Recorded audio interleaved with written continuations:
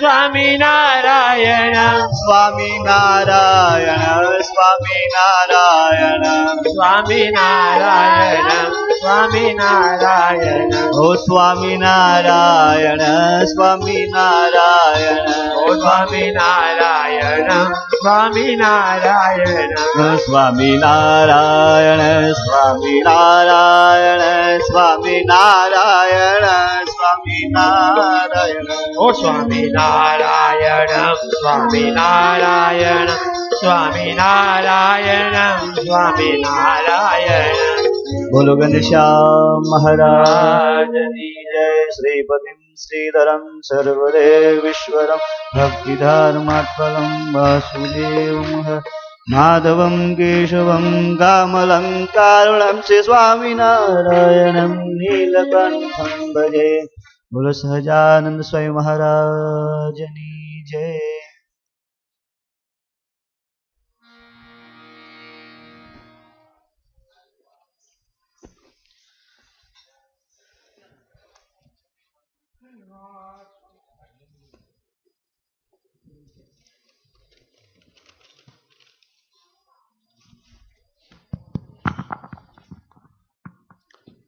સ્વામિનારાયણ ભગવાનની જય. શ્રી નરનારાયણ દેવની જય.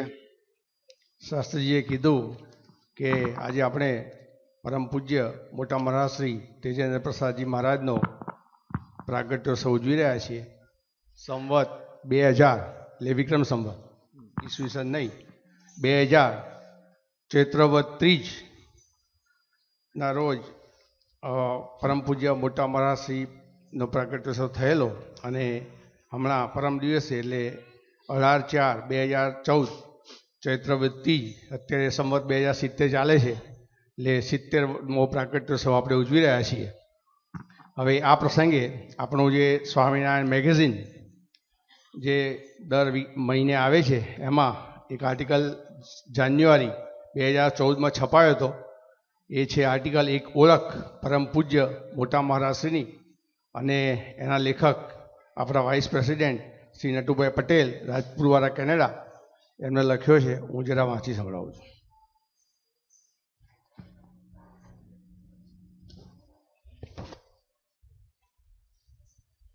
પૂર્ણ પુરુષોત્તમ શ્રી સ્વામિનારાયણ ભગવાન આ પૃથ્વી ઉપરથી સ્વધામ પરત ફર્યા.